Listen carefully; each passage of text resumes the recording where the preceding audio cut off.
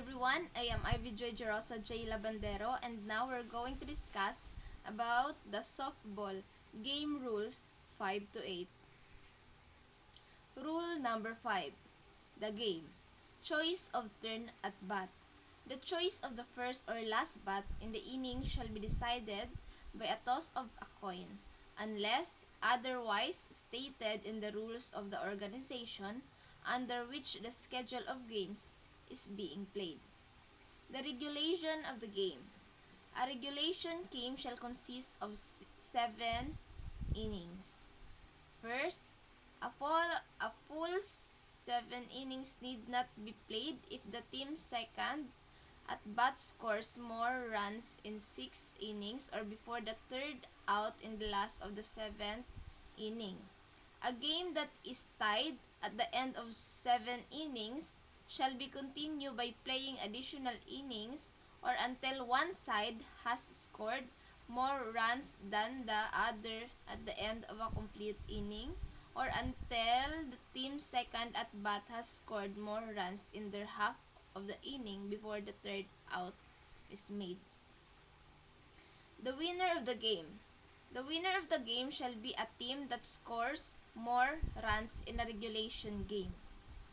The score of a called regulation game shall be the score at the end of the last complete inning, unless the team second at bat has scored more runs than the first team at bat in the incomplete inning. In this case, the score shall be that of the incomplete inning. The score of a regulation tie game shall be the tie score when the game was terminated. A regulation tie game shall be replayed from the beginning. The score of a forfeited game shall be 7-0 in favor of the team not at fault. The run-ahead rule. A run-ahead rule shall be used at all tournament and championship.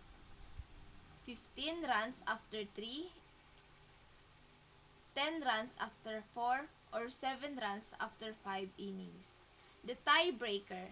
Starting with the top of the 8th inning, in each half inning thereafter, the offensive team shall begin its turn at bat with a player who is scheduled to bat 9th, 10th,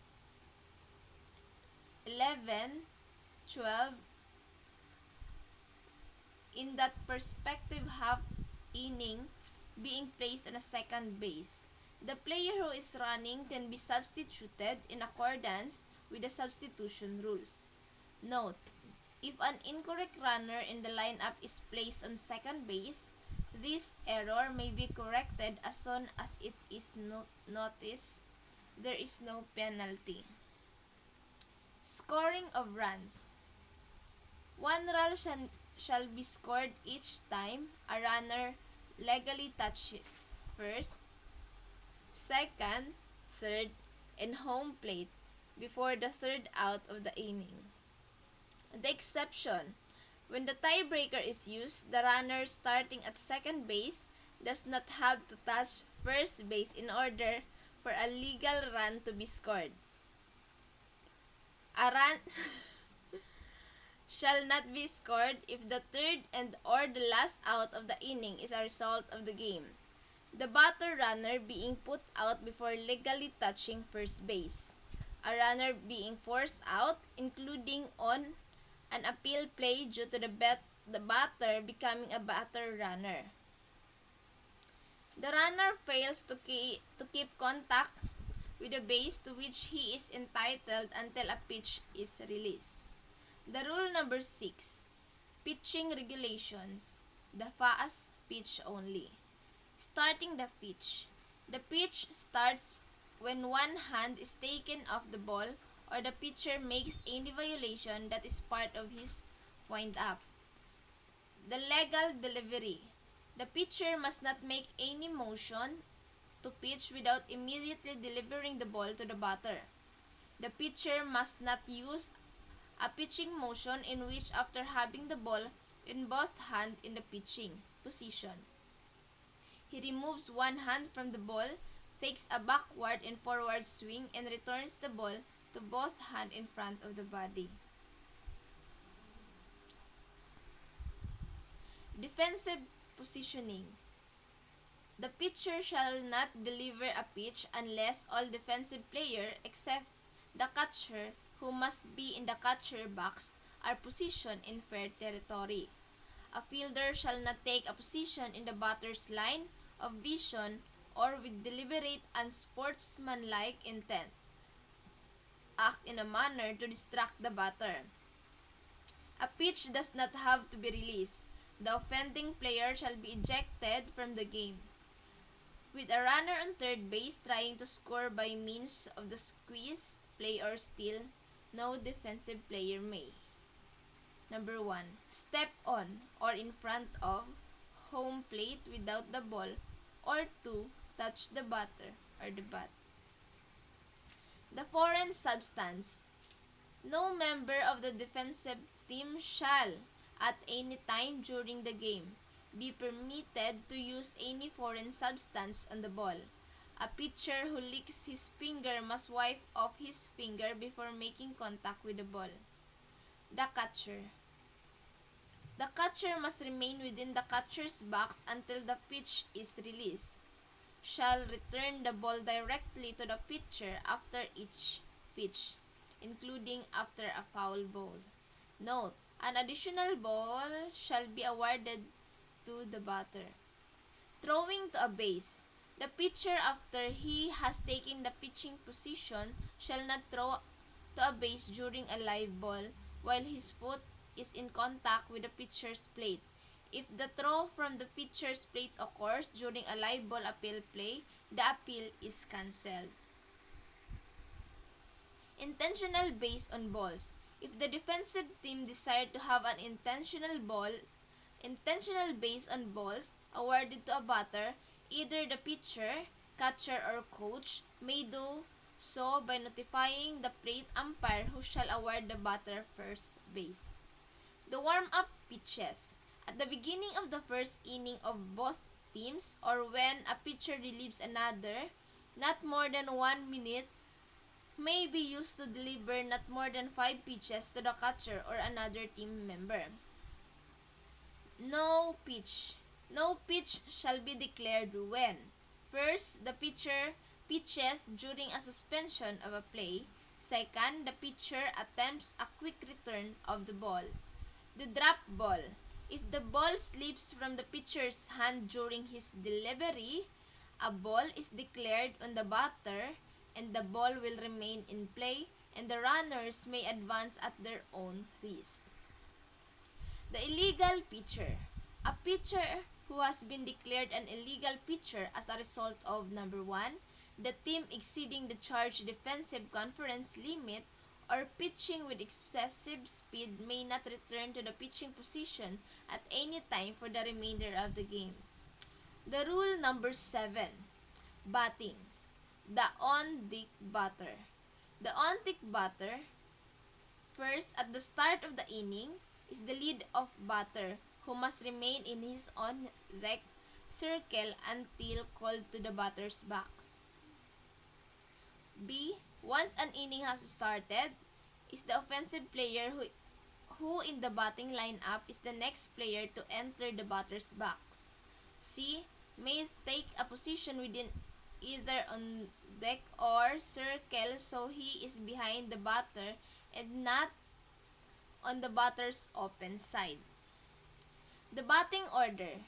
The batting order of each team must be on the score sheet.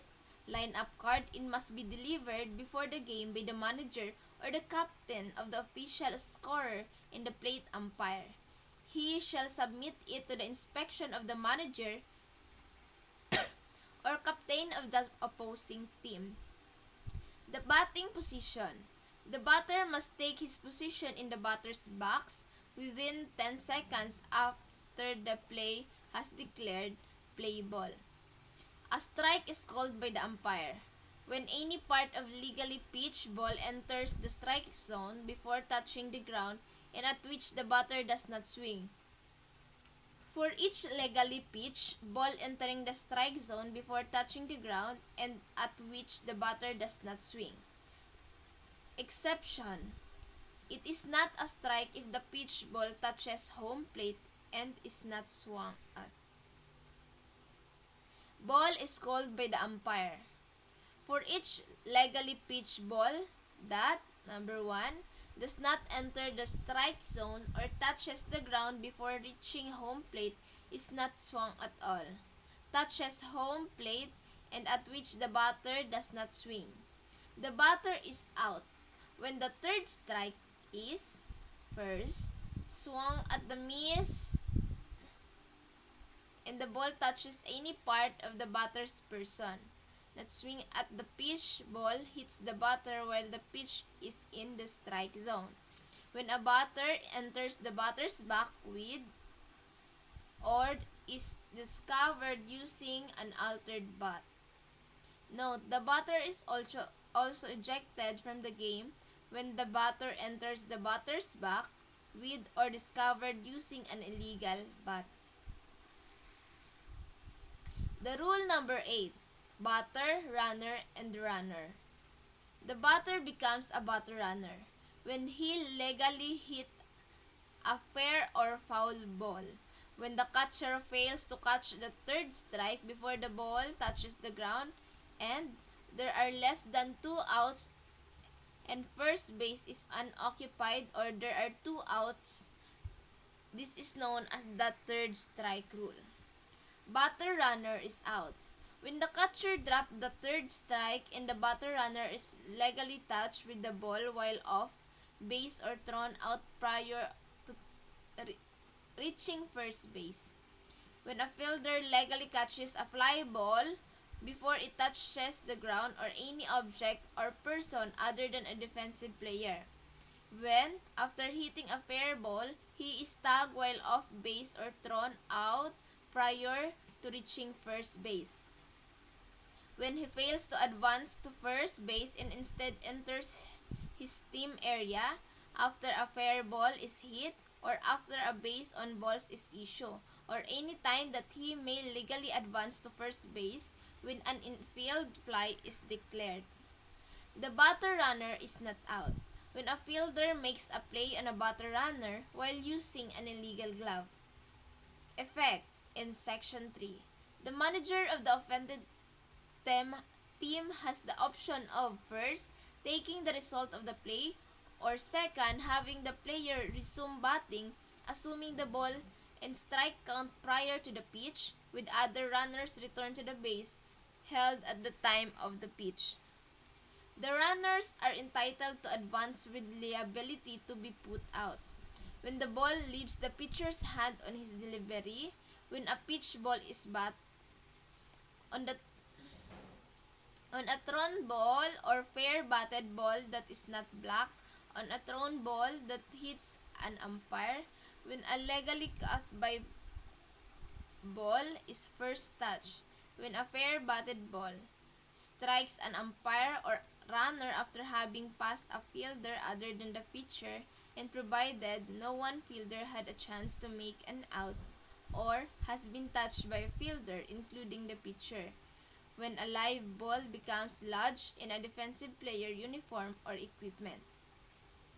Effect. Section 5A. The ball is in play. Runner forfeits his exemption from liability to be put out if, at any time he fails to touch a base, he is entitled to before attempting to make the next base. But there is an exception. If a runner is obstructed at a base, preventing the runner from touching the base, runners are entitled to advance without liability to be put out. When forced to vacate a base because the batter was awarded a base on ball. Effect Section 7A. Runner must return to his base. A runner must return to his base but need not to touch the intervening bases.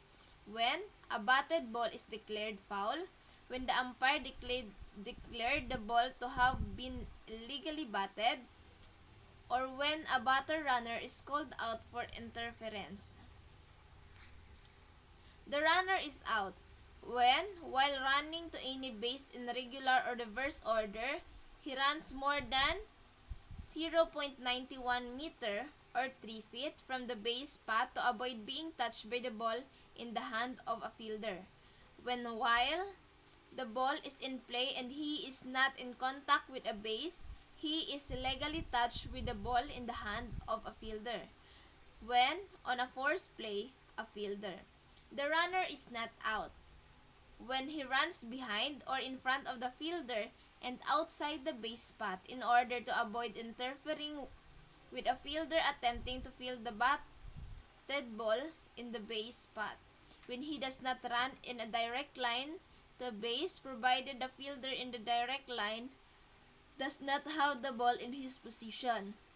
When more than one fielder attempt to field a batted ball and the runner comes in a contact with the one who, in the umpire's judgment, was not entitled to field the ball.